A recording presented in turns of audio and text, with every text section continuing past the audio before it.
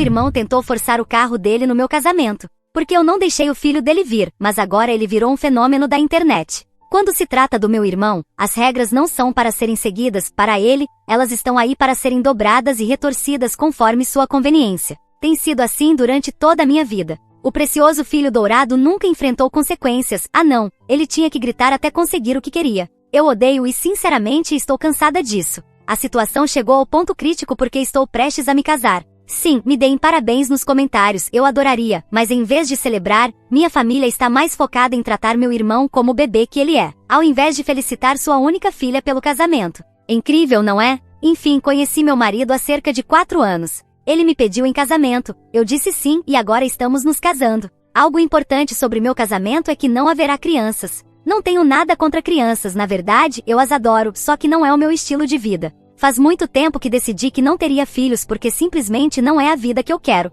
Francamente, quero viver minha vida para mim, viajar quando quiser, dormir até tarde nos finais de semana e não ter que basear cada decisão em um pequeno ser humano que depende de mim para tudo. Respeito muito as pessoas que querem filhos de verdade, mas também me respeito o suficiente para saber que essa não é a vida que desejo. Então, para o meu casamento, estabeleci uma regra simples: não serão permitidas crianças. Achei que isso era algo responsável e razoável. É um casamento à noite, haverá open bar e eu só quero um ambiente descontraído e adulto. Mas, é claro, meu irmão tinha que fazer disso um problema pessoal. Vejam bem, meu irmão tem filhos pequenos e em vez de aceitar a regra como um adulto funcional e procurar uma babá para o dia, ele fez birra. Quero dizer, uma birra completa, gritando e ficando vermelho de raiva. Ele me chamou de egoísta, me acusou de odiar crianças e até chegou a dizer que eu estava excluindo os filhos dele de propósito. Não, eu não estou excluindo os filhos dele de propósito. Estou excluindo todas as crianças porque não quero crianças no meu casamento. O mundo não gira em torno dele. E o melhor de tudo, meus pais o apoiam porque é claro que sim. É assim que ele é, disse minha mãe, como se agora isso fosse virar meu problema e eu tivesse que lidar com as birras dele. Você sabe como ele é sensível. Sim, eu sei, e é exatamente por isso que não vou ceder. O homem tem 36 anos e age como uma criança mimada. Honestamente, eu sinto vergonha pela minha cunhada. O que diabos ela viu nele? Não faço ideia de por que ela se apaixonou por ele. Deve ter sido um daqueles caras que fingem ser alguém diferente e depois mudam assim que conquistam a pessoa. Não é como se eu não tivesse avisado. Eu avisei, mas ela estava apaixonada, e quando alguém está apaixonado acha que sabe tudo. Não estou me desviando do assunto. Voltando ao ponto, não quero crianças e não quero crianças no meu casamento. Minhas sobrinhas e sobrinhos são incríveis, são algumas das melhores crianças do mundo e me adoram, mas eu não os quero no meu casamento. Para começar, eles vão ficar entediados e cansados. Além disso, um deles ainda é um bebê. Por que eu gostaria de um bebê chorando e gritando no meu casamento? Seria uma loucura querer isso, a menos que eu fosse masoquista, o que não sou. Não é que eu tenha um problema com crianças em geral, não sou um monstro que as odeia, só quero um dia tranquilo e agradável com meus amigos e familiares, sem me preocupar que uma criança faça um escândalo no meio dos meus votos matrimoniais. E talvez isso devesse incluir meu irmão, porque ele se comporta como uma criança. Meus pais, em particular, dizem que vão comparecer ao casamento, mas publicamente estão fingindo apoiar meu irmão, porque o grande bebê homem precisa ter a mamãe e o papai ao lado dele. Honestamente, é patético que eles ajam como se ele fosse a vítima nessa situação, quando é ele quem está criando drama por algo completamente razoável. Em algum momento, vocês não acham que já passou da hora de cortarem o cordão umbilical? Deixe-me repetir, esse homem tem 36 anos e ainda assim o tratam como se tivesse 3. Acho que já está na hora, e o quanto antes, de desmamá-lo. E agora meu irmão está ameaçando aparecer no casamento de qualquer forma, apesar de eu ter sido muito clara ao dizer que não se permitem crianças. Eu até me ofereci para pagar uma babá para que ele e a esposa pudessem vir, aproveitar e não se preocupar com as crianças. Estou tentando facilitar ao máximo para ele. Mas não, meu irmão vê isso como um desafio. Se ele não consegue o que quer, tem que transformar isso em um problema para todos os outros. O ponto principal de tudo isso é que preciso saber se estou louca ou não. Vocês acham que eu sou a vilã por ameaçar contratar seguranças para impedir que meu irmão e sua família invadam meu casamento? Toda a minha família, bem, principalmente meus pais e meu irmão, diz que eu sou a má da história. Enquanto isso, do lado do meu noivo, todos dizem que não sou a vilã. É surpreendente que tenhamos chegado a esse ponto, onde, em vez de gastar dinheiro na babá para os filhos do meu irmão, eu tenha que gastar em segurança para garantir que ele não faça nada errado. Mas é assim que ele é irracional, e por isso medidas extras são necessárias, basicamente como se eu fosse a mãe dele e tivesse que pagar pela sua educação. Depois me perguntam por que não quero filhos. Se eu vivi com um irmão que se comporta como uma criança durante toda a minha vida. Atualização 1, surpresa. Meu irmão apareceu no casamento não uma, mas 2 vezes. Vou dizer logo, essa atualização é uma loucura. O objetivo da minha publicação original não era tanto porque eu precisava de conselhos, mas porque eu precisava de validação. As pessoas continuavam me dizendo que eu era uma irmã terrível por não deixar que meu irmão e seus filhos viessem. Por que você não pode abrir uma exceção para ele? Diziam, afinal, ele sempre esteve lá por mim. O que, na verdade, é uma mentira. Meu irmão nunca esteve lá por mim, a menos que consideremos fazer da minha vida um inferno como estar lá. Ele é um péssimo irmão, o que tenho certeza que deixei muito claro na minha primeira publicação. Mas enfim, vamos à atualização. Meu irmão apareceu no casamento, e não apenas uma vez, ele tentou 2 vezes. Desde o início, eu tinha seguranças no evento porque sabia que ele tentaria fazer alguma coisa. O único dia em que ele precisava se comportar minimamente bem, como um adulto que não tem o nível de maturidade de um bebê de 4 anos. Eu estava nos bastidores terminando de me arrumar quando ouvi meu irmão gritando lá fora. Ele estava gritando que sua esposa e seus 3 filhos estavam no carro, dizendo que ele merecia ver sua irmãzinha se casar, que seus filhos só queriam ver a tia linda se casar. Suspirei tão forte que achei que ia derrubar a parede na minha frente. Os seguranças impediram sua entrada porque literalmente foi para isso que os contratamos. Eles disseram ao meu irmão que sob nenhuma circunstância, ele poderia entrar no local. Então a única coisa que ele podia fazer era voltar para o carro, dar a volta e ir para casa. Se ele realmente quisesse ir ao casamento com sua esposa, tudo o que precisava fazer era deixar as crianças com uma babá, porque esse era um casamento sem crianças. Regras claras, fáceis de seguir e anunciadas há meses. Mas ele tinha uma babá? É claro que não. E em vez de aceitar a realidade como uma pessoa normal, ele entrou no carro, deu ré e tentou entrar à força, dirigindo diretamente em direção ao local do casamento. Sim, você leu certo. Ele tentou colidir com o local do casamento com o carro. Eu ouvi o barulho da batida de onde estava me arrumando. Minha dama de honra me disse para ficar ali e que ela iria ver o que estava acontecendo. Agora, antes que alguém entre em pânico, calma. Meu irmão não conseguiu atingir o local do casamento, nem machucar ninguém, mas definitivamente ele tentou. Em vez de acertar o local, sua idiotice o levou direto a um hidrante. Ele quebrou o hidrante e acabou inundando a rua. E enquanto isso, meu casamento continuou sem nenhum problema. Caminhei até o altar esquecendo completamente o caos que meu irmão tentou causar e me casei com meu marido. Quando fomos para o local da festa, meu irmão já tinha ido embora, assim como seu carro. O que ficou para trás? Um hidrante quebrado, uma mini inundação e com certeza uma multa para meu irmão. Mas se vocês achavam que a história acabava aqui, esperem, porque ainda tem mais. Meu irmão não ia deixar isso assim. De alguma forma, ele conseguiu pegar um Uber pronto, sabe-se lá como, para chegar ao local da festa. Não faço ideia de como ele entrou, mas ele conseguiu. Eu estava no meio da celebração quando, de repente, ouvi gritos. E lá estava meu irmão correndo diretamente na minha direção. Estava claro como a água que ele vinha para me atacar. Senti que ia ter um ataque de pânico até que meu marido, meu incrível marido, interveio. Sem hesitar, ele empurrou meu irmão para fora do caminho. Meu irmão, com seu ego frágil, viu isso como um desafio, então tentou empurrar meu marido de volta. Mas meu marido, ao contrário do meu irmão, é treinado em combate. E antes que meu irmão pudesse sequer reagir, bum! Meu marido acertou um soco de esquerda, depois um de direita. Pelo pouco que sei, foi estilo McGregor, e meu irmão saiu voando direto para a piscina. Todo mundo ficou chocado no primeiro momento, e depois começaram a rir. Os que não estavam rindo estavam ocupados demais tirando fotos. Minha mãe começou a chorar. Meu pai gritou comigo para ajudar meu irmão a sair da piscina. Eu fui, mas não porque quis. Meu irmão saiu sozinho, encharcado, gritando que se vingaria de mim, nem que fosse a última coisa que ele fizesse. Desculpe, mas quem meu irmão acha que é? O poderoso chefão? Edição, sim, adicionei alguns toques engraçados. É meu casamento e posso contar a história como quiser. Isso não muda o fato de que meu irmão levou um soco e isso o fez cair na piscina. Ele também estava bravo e disse que essa não era a forma de tratar a família, então a analogia com o poderoso chefão faz sentido para ele. Além disso, sua queda na piscina lembra bastante a queda de Don Corleone quando ele morre no segundo filme. Atualização 2. Um vídeo do casamento se tornou viral e meu irmão está perdendo a cabeça. Pois é, o colapso do meu irmão no meu casamento agora é oficialmente famoso na internet, e ele está enlouquecendo por causa disso. Talvez eu esteja exagerando, mas toda a família e amigos já viram o vídeo, não uma, mas pelo menos 3 ou 4 vezes.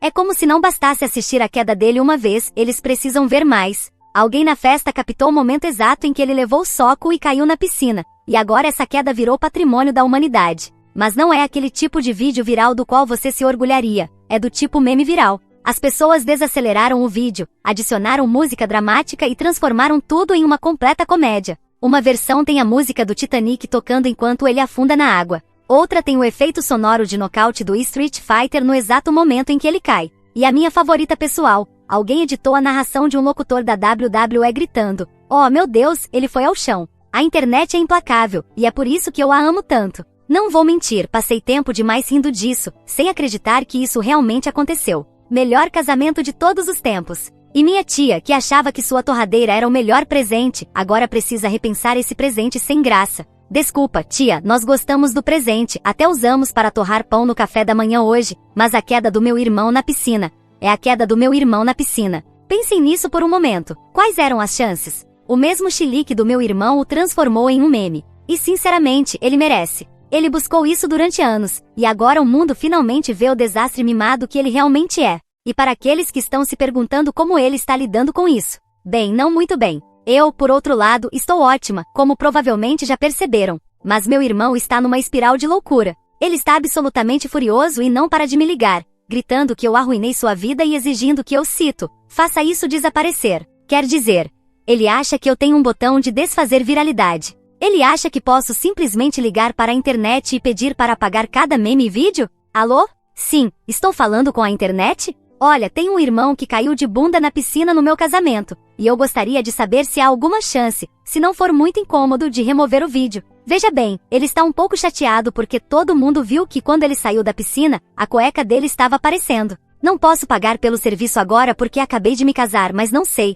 Talvez haja um plano de pagamento? O melhor de tudo é que ele até tentou denunciar o vídeo, e tudo que conseguiu foi torná-lo ainda mais viral quando comentou nos próprios posts. Agora ele ganhou alguns apelidos como Bumbum Feliz, e ainda surgiram comentários do tipo: a linha da cueca dele marca o limite entre um bom casamento e um casamento inesquecível. E é claro, porque é assim que minha vida funciona, meus pais estão com raiva de mim por isso. Eles não podem simplesmente sentar no sofá com o celular na mão e rir, como eu fiz ontem por 2 horas assistindo aos vídeos. Ah não, isso não vão fazer. Mas culpar a mim? Ah, isso sim, eles vão fazer. Agora é minha culpa que meu irmão tenha ido ao meu casamento com calças frouxas na cintura e tenha tido o acidente da raia. É cansativo, porque você está lá se divertindo, rindo, e de repente vem seus pais, verdadeiros apagadores de sorrisos, tentando acabar com a sua alegria. Se eles tivessem agido assim antes, talvez tivessem apagado o sorriso do meu irmão, só que no traseiro dele. Mas voltando à seriedade, houve uma frase da minha mãe que me fez pensar. Ela disse: "Você sabe como ele é.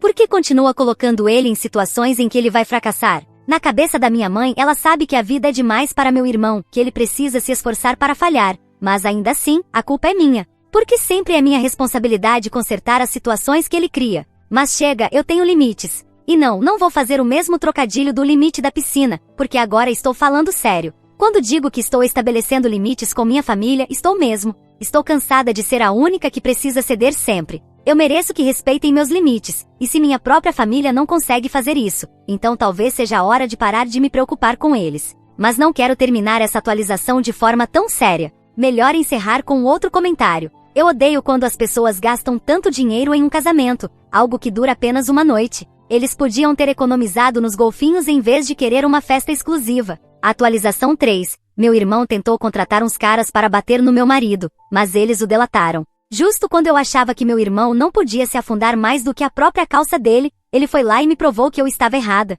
Sim, isso não é uma piada minha, ele realmente tentou contratar gente para bater no meu marido. Aparentemente, na cabeça dele, fazemos parte de alguma máfia italiana onde isso é algo normal. Mas para começar, somos franceses. Alguma vez você já ouviu falar da máfia francesa? Pois é, não, né? Não digo que não exista, mas definitivamente não é tão comum quanto meu irmão acha que é. Além disso, o que eu considero máfia francesa é bem diferente do que meu irmão pensa. Porque ao invés de enviar capangas para bater nas pessoas, eles apenas atacam com olhares de julgamento e comentários passivo-agressivos murmurados entre dentes. E segundo, qual era o grande plano dele? Ele ia se esconder nas sombras, observando enquanto esses caras ensinavam uma lição entre muitas aspas ao meu marido, e depois desapareceria na noite como um vilão de filme B? O plano dele era escrever uma resenha anônima no Yelp sobre a eficiência dos capangas que contratou? E nem vamos falar do fato de que ele não faz ideia de quanto custa algo assim. O que ele pensou? Que poderia enviar $50 pelo Venmo e dar o trabalho por encerrado. Algo tipo, façam isso rapidinho que estou meio sem grana. Meu irmão é tão idiota que me dá vergonha admitir que compartilhamos o mesmo DNA. Ele realmente achou que poderia convencer uns caras a fazer isso e que ninguém chamaria a polícia? E o melhor de tudo, os capangas que ele tentou contratar nem eram tão intimidadores assim. Eram apenas 2 jovens de 20 e poucos anos que passam o tempo no estacionamento do shopping fumando.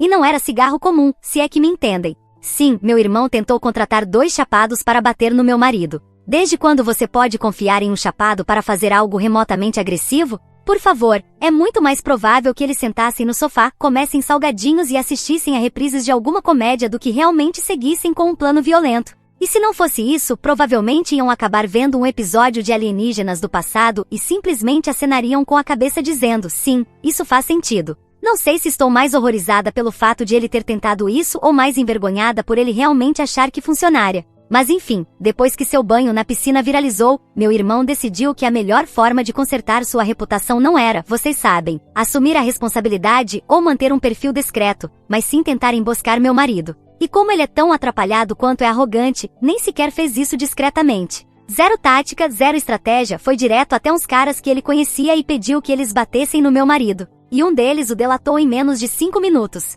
Como vivemos em uma cidade pequena, a polícia decidiu fazer uma operação disfarçada. E acreditem, por aqui os policiais não têm muita ação. O maior crime dos últimos anos foi uma rede de furtos de bicicletas comandada por um garoto de 14 anos. Então isso foi um momento de glória deles. Eles foram com tudo, infiltraram policiais disfarçados como capangas, montaram caminhonetes de vigilância a meio quilômetro de distância, o pacote completo. Bom, na verdade, eles só foram até a casa dele, bateram na porta com a viatura e as luzes ligadas. E tudo isso porque meu irmão tentou passar uns 2 amassados e sujos dólares de 20 para um grupo de caras que provavelmente esqueceram o que estavam fazendo no meio da conversa. Enfim, meu irmão foi preso depois que o denunciaram. Imagino que aqueles 2 não estavam tão chapados assim. Ou talvez na hora tenham achado tudo engraçado, mas quando o efeito passou, aposto que um virou para o outro e disse, Johnny, nós fomos contratados para bater em alguém? Não sei, mas começa a enrolar outro. E sabe de uma coisa? Acho que devo me sentir grata por isso não ter chegado ao ponto dele contratar alguém para nos matar, a mim ou ao meu marido.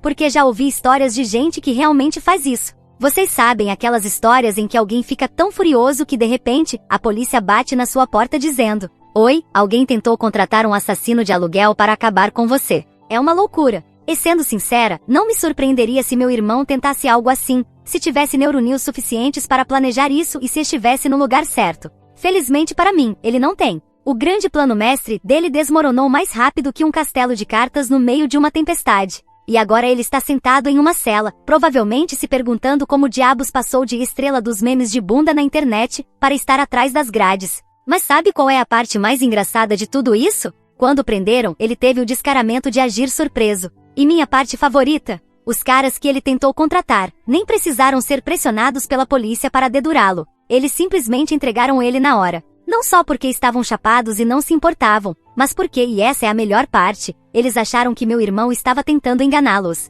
Atualização 4. Meu irmão tentou fugir da sala do tribunal e acabou acumulando mais acusações. Bom, se vocês achavam que o drama tinha terminado depois do desastre da minha festa de casamento, pensem de novo. De alguma forma, meu irmão conseguiu levar tudo isso a um nível ainda mais ridículo. Fomos ao tribunal por conta das acusações contra ele, e tudo estava indo como esperado. Até que ele decidiu que a melhor decisão possível seria sair correndo, no meio da sala do tribunal. Sim, ele realmente tentou fugir. Os agentes de segurança o alcançaram quase imediatamente, mas não antes de ele causar um escândalo ainda maior, derrubando uma cadeira e quase trombando com um dos oficiais da corte. As pessoas na sala ficaram boquiabertas, e o juiz estava com uma expressão de eu não aguento mais esse cara. Obviamente, essa jogada brilhante não deu nada certo, e agora ele enfrenta ainda mais acusações além de todas as outras. E como não podia deixar de ser, meus pais estão implorando para que eu o perdoe e tente evitar que ele continue acumulando mais e mais punições. Sério, vamos esquecer por um momento que ele tentou invadir meu casamento, brigou com meu marido, mostrou o traseiro para o mundo e literalmente planejou que batessem no meu marido.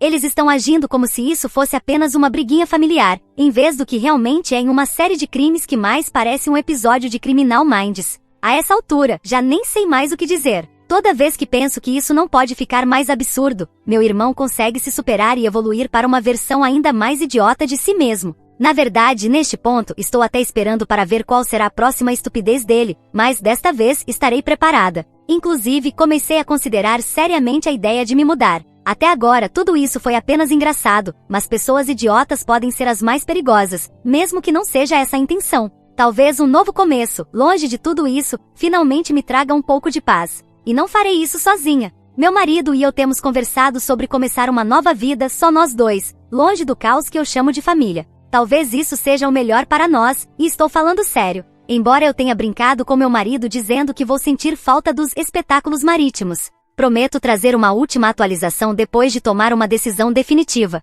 E também para contar se finalmente libertaram o Willie. Atualização 5. Meu irmão é mas tão idiota que isso acabou salvando ele de ir para a cadeia. O juiz concluiu que a conversa entre meu irmão e os dois chapados não passou de uma simples conversa boba, mas ele acabou sendo multado em $1.500 e recebeu trabalho comunitário pelos incidentes no casamento e pela tentativa de fuga na primeira audiência. Embora ele não tenha dito abertamente, eu sei que essa punição foi, na verdade, por pura idiotice. Eu vi na cara do juiz que ele estava pensando exatamente isso enquanto dava o veredicto, só que, claro, ele precisava encontrar uma justificativa legal para o castigo. Sinceramente, acho que deveríamos normalizar punições por falta de massa cinzenta, teríamos muitos casos. Mas olha, eu tinha que estar lá para ver se ele seria liberado ou não. Eu não ia ver todo esse filme, participar dele e depois perder o final. Só pessoas como meu irmão fariam isso. Agora já estamos completamente mudados, mas antes de sair, enviamos os cartões de agradecimento pelos presentes de casamento. A minha tia, pelo presente da torradeira, que ao contrário do meu irmão, ainda é útil.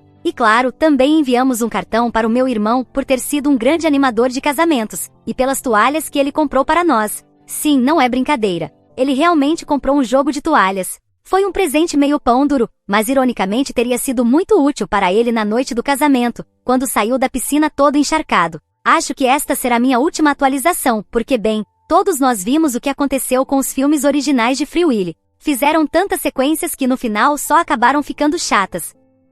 História 2. Minha mãe trabalhou em vários empregos para me criar depois que meu pai faleceu, mas agora ela está doente, e minha esposa me deu um ultimato. Um pouco de contexto, minha mãe e meu pai eram órfãos. Meu pai faleceu 2 semanas antes de eu nascer. Minha mãe realmente não tinha um sistema de apoio, então éramos apenas nós dois. Eu nunca senti falta de nada, porque minha mãe trabalhou a vida inteira para me dar a vida que eu tenho hoje e nem tinha tempo para ela mesma recomeçar. Ela fez todos os tipos de trabalho possíveis para que não nos faltasse nada. Ela se privou de comida para me dar comida. Eu tinha roupas muito boas, enquanto ela não tinha nenhuma. Eu a vi fazer sacrifícios repetidamente, sempre com um sorriso. Francamente, eu sempre achei que ela fosse um anjo vestido em um corpo humano. A única vez que ela gritou comigo foi quando eu tinha 16 anos, quando a vi ficando doente trabalhando ao mesmo tempo. Eu quis ajudar, arrumando um emprego, mas ela ficou brava e me disse que não era minha responsabilidade cuidar dela, mas sim dela cuidar de mim. Ela queria que eu tivesse boas notas para entrar nas melhores universidades, porque essa era a única maneira de me proteger quando ela não pudesse mais me ajudar. Mesmo na universidade, ela não queria que eu trabalhasse, queria que eu me concentrasse nos estudos, mas ela queria que eu fizesse trabalho voluntário para que eu fosse um adulto que soubesse fazer algo com as mãos. Conheci minha esposa enquanto ambos fazíamos trabalho voluntário. Minha esposa é uma boa pessoa, mas nunca foi muito próxima de seus pais ou irmãos. No entanto, ela adorava minha mãe desde que a conheceu. Houve momentos em que eu pensei que ela amava mais minha mãe do que a mim, e nós ríamos disso, mas, no fundo, acho que ela procurava o vínculo entre mãe e filha que ela não teve com sua própria mãe. Quando terminei meus estudos, encontrei um emprego e nos mudamos juntas, mas ela não gostava que eu ligasse para minha mãe todos os dias. Lembre-se de que essas ligações duravam entre 10 a 15 minutos, mas eventualmente ela parou de reclamar. 2 anos depois, eu comprei uma casa para minha mãe, porque nunca tivemos uma casa em nosso nome, vivíamos de apartamento em apartamento. Então, por todos os sacrifícios que ela fez, a compra da casa para ela foi o mínimo que eu poderia fazer, e isso não era negociável. Foi aí que o problema começou com minha esposa, então namorada. Ela queria que eu pensasse em nós primeiro, e eu lhe disse que meu sonho sempre tinha sido comprar uma casa para minha mãe desde que eu era pequeno, e era isso que eu deveria fazer. Mas ela reclamou disso com minha mãe. Minha mãe nem sabia que eu tinha comprado a casa para ela, pois era para ser uma surpresa de aniversário. Ela ficou desconfortável em receber a casa por causa da minha esposa e me disse que não era necessário, que poderíamos usá-la para nós quando nos casássemos. Eu fiquei furioso e disse à minha mãe que a casa era para ela, que ela poderia fazer o que quisesse com ela, mas que era hora de ela pensar nela mesma. Nossa relação sobreviveu a isso, nos casamos e então tivemos nossa própria casa. Nossa vida estava indo bem até 2 meses atrás, quando minha mãe adoeceu. Eu queria que ela viesse morar conosco para que eu pudesse cuidar dela, mas minha esposa não queria. Então, decidi alugar um apartamento com o meu próprio dinheiro, bem ao lado da nossa casa, para ficar perto dela e poder visitá-la para cuidar dela. Mas até essa ideia não agradou minha esposa. Eu e minha esposa ainda não temos filhos, ambos trabalhamos. Eu normalmente chego em casa às 6 da tarde, mas desde que minha mãe ficou doente, vou vê-la e chego em casa às 8 da noite nos finais de semana. Eu a vejo por 1 ou 2 horas, e o resto do tempo eu passo com minha esposa, saímos para encontros, eu sempre a acompanho em seus hobbies, embora ela nunca tenha ido aos meus. 2 dias atrás, ela me disse que pensou a respeito e acha que dou muita prioridade à minha mãe. Ela me disse que eu precisava escolher entre minha mãe e a vida que eu quero construir com ela. A verdade é que eu nunca a fiz se sentir assim. Ambos trabalhamos, mas sou eu quem cozinha, e pago alguém para fazer o trabalho doméstico. Eu me certifico de fazer as refeições que ela gosta, ela nem sabe o que eu gosto de comer porque nunca reclamo. Eu preparo seus banhos, dou massagens, flores, escrevo poemas que escondo em algum lugar da casa para ela encontrar. Saímos em uma viagem 1 vez por mês. Eu ganho muito mais dinheiro que ela, e disse a ela para guardar o dinheiro para si mesma, pois sou eu quem cuida de todas as contas, inclusive as dela. Sempre me certifico de ouvi-la e considerar sua opinião, e acho que sou fácil de lidar porque posso mudar de ideia para acomodar a dela. Mas percebo que ela tenta me dominar completamente, e o único assunto no qual não lhe dou uma escolha é o meu relacionamento com minha mãe. Então, vou conversar com ela e estabelecer alguns limites bem claros. Se ela não quiser, bem, vamos nos divorciar. Atualização 1. Oi pessoal, eu continuo recebendo mensagens pedindo uma atualização. Eu queria fazer isso antes, mas não consegui arranjar tempo para fazer isso direito. Primeiramente, eu gostaria de agradecer a todos pelos comentários e mensagens diretas na minha última postagem. Eu tentei responder a todos, mas não consegui. Eu li tudo o que vocês escreveram. Antes de confrontar minha esposa, eu tive um tempo para refletir e cheguei à conclusão de que nunca mais vou deixar ninguém na minha vida ditar o relacionamento que eu devo ter com minha mãe ou o tempo que devo dedicar a ela. Então, eu decidi responder ao ultimato, mas primeiro queria saber se havia outra razão pela qual ela me deu esse ultimato. Ela respondeu que não. Eu perguntei a ela, além do que ela me culpava, se havia algo que ela queria me dizer, mas não conseguia, e ela disse que não havia nada e me pediu para ir direto ao ponto. Então, eu lhe disse que queria o divórcio. Ela ficou parada, acho que ficou em choque, porque ela não estava falando, apenas me encarando. Eu disse tudo o que estava na minha mente, que nossos valores eram muito diferentes. Eu estava passando pelo pior momento da minha vida, minha mãe estava doente, fizemos vários exames com ela e ainda não sabemos o que ela tem. Não sabemos seu histórico médico, porque ela era órfã. Isso me deixa ansioso, saber que de um dia para o outro posso me encontrar sozinho no mundo, sim, sozinho no mundo, porque nesses momentos difíceis, tudo o que eu precisava era do apoio dela. Mas, se minha própria esposa acha que eu devo dar menos atenção à minha mãe, que está doente e que precisa de mim mais do que nunca, então é hora de cada um seguir seu caminho. Ela ainda não disse nada, então eu lhe disse que ia para um hotel por enquanto e que mais tarde discutiríamos como nos separar. Peguei algumas das minhas coisas e saí. No dia seguinte, quando fui ver minha mãe, ela percebeu que algo não estava certo, mas eu não ia contar para ela que eu estava me separando da minha esposa, porque ela não conseguiria suportar nossa relação, especialmente estando tão doente. Eu não queria acrescentar mais tormento a ela. Nunca discuto meus problemas de casamento com minha mãe, então ela não sabe dos nossos problemas. E, honestamente, ela adora muito minha esposa, e minha esposa se comporta como se fosse filha dela. Então, eu não ia contar a ela o que minha esposa estava pensando às suas costas. Minha mãe acabou me dizendo que minha esposa não a visitou naquele dia. Sim, minha esposa, que me pediu para diminuir o contato com minha mãe, estava indo vê-la todos os dias, e eu nunca pedi que ela fizesse nada por minha mãe. Ela chama minha mãe de mãe quando ela fica doente. Ela costumava ir até minha mãe para tomar conta dela. Isso costumava me machucar, porque parecia que eu não conseguia cuidar dela, mas ela dizia que isso não era a mesma coisa, que a atenção de uma mãe é diferente. Eu pensei comigo mesmo que era a maneira dela criar um vínculo de mãe e filha que ela nunca teve, e eu a entendi. Ela sempre disse que sua mãe costumava dizer a ela que ela não deveria ter nascido, que era um acidente, que quase a abortou e se arrependia de não tê-lo feito. Só um monstro poderia dizer isso para um filho. Então, eu nunca disse nada. Sempre que ela queria a atenção da minha mãe, além disso, eu recebia amor o suficiente para compartilhar com quem quisesse. Minha mãe, depois que saí de casa para estudar, se tornou mãe adotiva de crianças.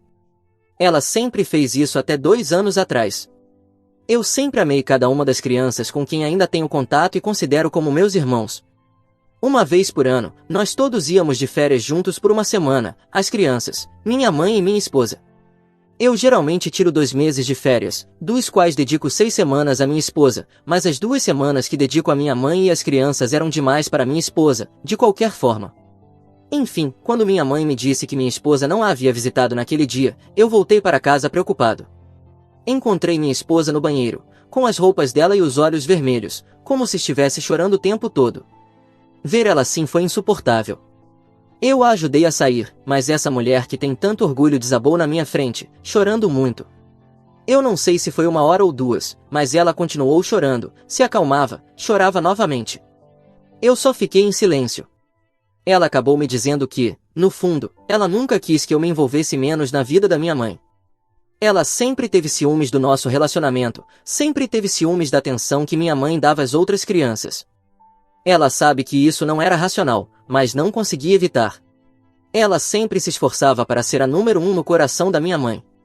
Para ela, era uma espécie de competição. Então, quando eu queria cuidar da minha mãe, ela não queria que fosse eu a cuidar dela. Honestamente, fiquei furioso sem dizer nada, claro, mas me perguntei se ela era uma psicopata ou algo assim. Estamos falando de uma pessoa que está seriamente doente e ela está pensando na maldita competição, mesmo que isso signifique sabotar o relacionamento que tenho com minha mãe e nos colocar em uma situação onde eu queria me divorciar dela. Ela me disse que tinha muitos ciúmes de mim e que gostaria de estar no meu lugar. Se tivesse que escolher, ela até escolheria ser filha da minha mãe, em vez de minha esposa, mesmo que eu fosse o amor da vida dela e o único homem que ela já conheceu. Ela também me disse que, mesmo que o mundo caísse ao meu redor, eu continuaria estoico, vivendo como se não precisasse de ninguém, e que dou tudo aos outros, mas não sei como deixar que os outros cheguem até mim, e ela nunca conseguiu fazer isso. Só minha mãe conseguiu. Nesse momento, eu não sabia o que mais dizer. Fiquei preso nessa ideia de competição. Não percebi imediatamente a magnitude dessas palavras, mas ainda assim a ouvi até o final. Eu a coloquei na cama até ela adormecer, depois fui dormir em outro quarto. Pela manhã, ela estava agindo como se nada tivesse acontecido, estava sendo ela mesma. Eu disse a ela que não precisava de pena, e eu disse que estava fazendo isso por amor. Ela ainda era minha esposa. Ela foi trabalhar e eu também fui, mas decidi ficar no hotel por enquanto. Durante esse tempo, me perguntei o que poderia ter feito de errado para que ela agisse assim, para que ela pensasse daquela maneira. No fundo, acho que ela tem razão. É um mecanismo de defesa que eu desenvolvi desde a infância. Eu nunca fiquei em um lugar por muito tempo para fazer amigos. Era um sofrimento cada vez que tínhamos que nos mudar. Entre meus 5 e 15 anos, me mudei mais de 50 vezes, de apartamento em apartamento, de quarto de hotel em quarto de hotel. E desde então, acho que sempre vivi meus relacionamentos como uma missão, nunca desempacotei ou me acomodei, porque sabia que a qualquer momento eu poderia ser expulso. Mas pensei que com minha esposa agiria de forma diferente, mas acho que não. Então pensei que talvez não precisássemos chegar a esse ponto. O que precisávamos não era de divórcio, mas de terapia. Então, aconteceu isso. Pouco mais de uma semana após nossa conversa, recebi uma ligação do hospital. Minha esposa havia sido internada. Ela aparentemente não estava se sentindo bem. Fui visitá-la, mas ela não quis me ver. Se você visse nos olhos dela o que eu vi, nunca vi tanto ódio em apenas 2 olhos. Eu disse à melhor amiga dela para que ela tivesse o apoio dela, porque ela não queria que eu estivesse lá. Avisei minha mãe, e ela me perguntou o que eu tinha feito com minha esposa para que ela fosse parar no hospital, e que eu não deveria estressar uma mulher grávida. Eu disse o que minha esposa me contou, mas pediu para que fosse segredo, pois ela queria me contar quando estivesse pronta. Não sei o que passou pela minha cabeça. Entre a raiva de ser minha mãe quem me contou, ou a felicidade de saber que eu seria pai pela primeira vez, e a total confusão com a situação surreal, eu fui até minha esposa e disse a ela que sabia. Mas ela me olhou com raiva novamente e me disse que havia perdido o bebê e que era minha culpa. Em um instante, eu recebi a notícia de que minha esposa estava grávida, mas não me contou nada. Eu ia ser pai e perdemos o bebê. E ela me acusava de ter causado algo que eu nem sabia. Ela me pediu para sair, então eu saí. Eu sempre quis ter filhos muito cedo. Minha esposa queria colocar sua carreira em primeiro lugar. Eu entendi e aceitei. Passei anos tentando convencê-la, mas sem sucesso. Agora ela engravida e não me diz nada, fala com minha mãe sobre isso e diz que eu causei o aborto espontâneo dela. Desde então, ela diz que não me contou nada porque queria primeiro confirmar se eu conseguiria lidar com todas as responsabilidades que me imponho e criar um filho ao mesmo tempo. Eu não entendo ela e admito que, desde então, tenho um ódio feroz dela. Não sei como olhar para ela sem sentir raiva. E não quero feri-la com minhas palavras. Eu cuido dela em casa, mas não nos falamos. Não vou ficar com ela, não é possível. Comecei a fazer sessões com um psicólogo. Ele me disse que paciência era minha melhor arma, que eu não deveria tomar uma decisão permanente com base em emoções que poderiam ser temporárias e que deveria dar tempo para ver se havia algo que eu pudesse salvar. E aqui estou. Não sei se farei outra atualização. Tirei alguns dias de folga para estar com minha esposa e com minha mãe, mas estou me sentindo bastante deprimido e só quero me afastar de toda essa merda. De qualquer forma, obrigado por me darem suas opiniões sobre minha primeira postagem, pelo apoio e pelas críticas. Atualização 2. Oi pessoal, faz um tempo. Eu não tinha intenção de postar novamente após o meu último post, mas, apesar de já ter se passado meses, ainda recebo apoio e pessoas perguntando onde estou na minha vida. Então, acho que devo a vocês pelo menos uma última atualização, porque seus comentários e mensagens diretas me ajudaram muito durante um momento em que eu mais precisava. Não sei se será uma atualização longa ou não, mas vamos lá. Sobre minha esposa, depois que ela teve o aborto espontâneo. Sim, ela estava definitivamente grávida. Eu tive que cuidar dela, porque ela não conseguia fazer isso sozinha. Após o que aconteceu, eu só sentia raiva e ódio dentro de mim. Mas, como disse da última vez, se algo é frágil o suficiente para quebrar, você não tem escolha a não ser tratá-lo com delicadeza. Eu não queria que ela quebrasse, não queria deixá-la no pior momento da vida dela. Então, fiz o meu dever como marido. Apesar disso, o estado mental dela estava piorando. Ela achava que ainda estava grávida e falava sozinha. Uma noite, ela estava delirando, me confundindo com seu pai e achando que eu ia machucá-la. Eu precisei chamar a emergência. Após o exame, um psiquiatra me aconselhou a interná-la. Foi o que eu fiz, ela passou 6 semanas internada. O diagnóstico foi transtorno de personalidade borderline, e os médicos também suspeitam de um transtorno delirante.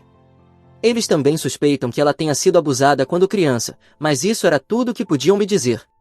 Ela não queria ver ninguém, especialmente sua família. Ela sugeriu que nos comunicássemos por cartas. E toda vez que eu ia visitá-la, eu levava a carta dela e no dia seguinte deixava a minha. É louco, eu tenho a impressão de que, em 2 meses, eu a conheci melhor do que os 10 anos que passei ao seu lado. Isso me fez lembrar como ela era uma pessoa boa. Apesar dos defeitos, ela viajava para participar da construção de escolas, poços, qualquer coisa que pudesse ajudar pessoas que viviam na precariedade.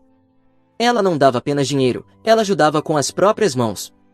Ela era do tipo que ajudaria um estrangeiro que não fala a língua a pegar o trem até ela perder o próprio trem honestamente. Ela era como uma mina de ouro, cheia de recursos e bondade dentro de si. Mesmo tendo dinheiro, nós gostávamos de pegar transporte público para lembrar o tempo em que estávamos sem nada e aproveitar a vida só porque ter um ao outro já era o suficiente. Viajaríamos sem levar dinheiro e desafiávamos um ao outro para ver até onde conseguiríamos chegar. Esses foram os melhores momentos das nossas vidas. Estávamos muito próximos e apaixonados, achávamos que nada poderia nos separar. O que mudou desde então? Tentamos descobrir nas cartas que trocamos. Falamos sobre muitas coisas, mas não vou entrar em detalhes. Ela assumiu seus erros e eu assumi os meus. Ela se responsabiliza totalmente pelas consequências de suas ações, pediu desculpas por como me tratou e sabe que o único desfecho possível é o divórcio. Ela precisa se curar e trabalhar em si mesma. Ela disse que tem um longo caminho a percorrer e que não era justo para mim. Ela disse que, dada a condição dela, eu não deveria falar sobre o divórcio, que isso deveria ser decidido por ela. Existem algumas batalhas que ela precisa enfrentar sozinha, caso contrário, ela nunca será a melhor versão de si mesma. Ela não sabe quanto tempo vai levar, mas, se ela chegar lá e eu não tiver seguido em frente, ela ficaria feliz em recomeçar comigo. Eu sempre vivi com a ideia de consertar as coisas quebradas, ao invés de jogá-las fora. Mas isso não funciona com seres humanos. Você não pode consertar alguém, a menos que essa pessoa queira ser consertada. E eu não teria forças para consertar ninguém, porque estou colocando toda a minha energia restante tentando me consertar. Se minha esposa não tivesse tomado a decisão que tomou, eu mesmo teria proposto o divórcio. Paradoxalmente, foi por ela ter tomado a decisão que tomou que vi que ainda havia esperança para nós.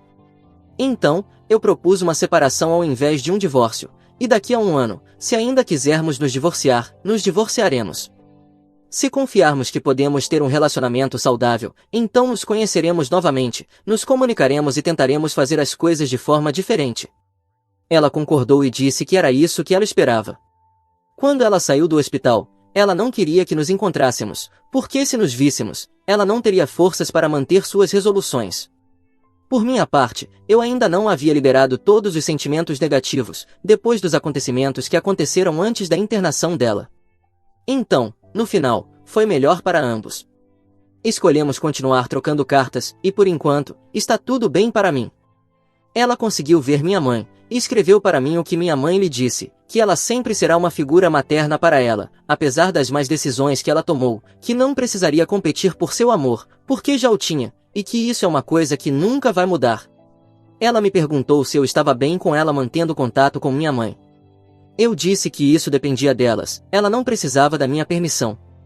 No entanto, ela não deveria ver minha mãe com muita frequência, porque eu decidi ir para outro país com minha mãe, para que ela pudesse se beneficiar de um dos melhores hospitais do mundo, que fica na Europa.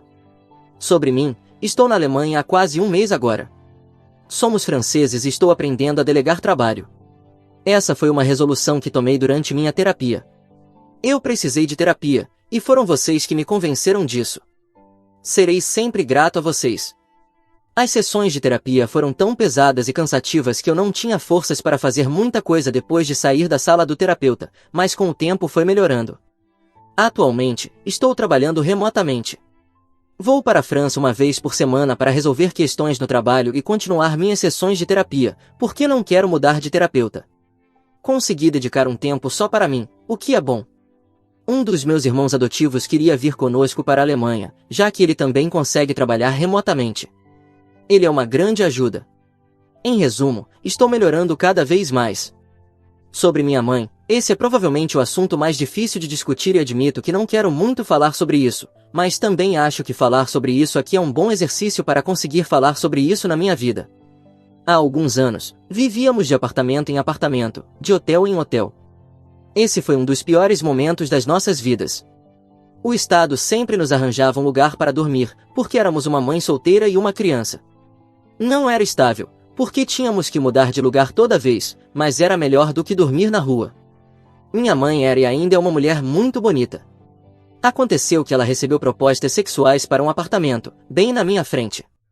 Eu não sei o que ela passou com meu pai, mas ela nunca quis estar com outra pessoa, porque dizia que a morte não impede que um relacionamento amoroso continue. Havia uma associação que sempre cuidava de nós, encontrando um lugar para ficarmos.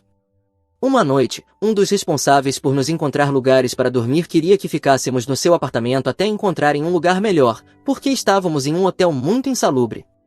Minha mãe não queria ir, mas eu a convenci a ir, porque a ideia de dormir em uma cama boa e aquecida era tudo que eu conseguia pensar. Mas, depois do jantar na casa dele, ele começou a fazer avanços em cima da minha mãe, que o parou imediatamente. Ele nos disse que era isso ou que iríamos embora de sua casa. Então, fomos embora e voltamos para o hotel onde estávamos, mas nosso quarto já havia sido ocupado. Não havia nada que pudéssemos fazer, pelo menos naquele dia, então escolhemos dormir fora. Aviso de gatilho, gangue rapé. Em determinado momento, enquanto estávamos dormindo, fomos acordados por um grupo de homens que tentaram nos estuprar. Eles me bateram tão forte que eu fiquei com medo até de tentar ajudar minha mãe. Alguns outros homens, que eram conhecidos do nosso anfitrião e tinham voltado de uma festa, ouviram os gritos e vieram nos ajudar. Nossos atacantes fugiram. Eu sempre disse que minha mãe era quase nosso animal de estimação. Isso era o que eu sempre dizia, e acabei acreditando nisso. Mas minha mãe foi, de fato, nosso animal de estimação, diante dos meus olhos, e eu não pude fazer nada. Se naquele dia tivéssemos nos jogado nos braços um do outro e chorado juntos, talvez as coisas tivessem sido diferentes, mas ela se levantou, pegou meu braço e me disse que aquele lugar não era seguro, que precisávamos procurar um lugar mais seguro. Isso foi tudo. Nunca mais falamos sobre aquele dia. Continuamos nossas vidas como se nada tivesse acontecido. As coisas melhoraram eventualmente. Ela trabalhou muito para que eu fosse bem-sucedido. Investiu todo o dinheiro que ganhou durante sua vida no meu projeto e, hoje, devo a ela a empresa que criei. Como ela conseguiu sobreviver ao inferno pelo qual passou? Desde que aceitei a ideia de que ela era nossa animal de estimação, tudo o que eu queria era falar sobre isso com ela, mas não se trata de mim, é sobre ela. Ela foi quem experimentou o pior. Eu gostaria tanto de conversar sobre isso com ela, mas não sei o que de bom pode sair disso depois de tantos anos. É isso. Isso é tudo. Quanto a hoje, a condição dela está melhorando. O futuro parece mais promissor do que parecia alguns meses atrás. Bem, acho que é isso. Este será o meu último post. Para todos que me seguiram nesses tempos difíceis, agradeço do fundo do meu coração e desejo o melhor para a sua vida. Que o que você ainda tiver para viver seja melhor do que o que já viveu.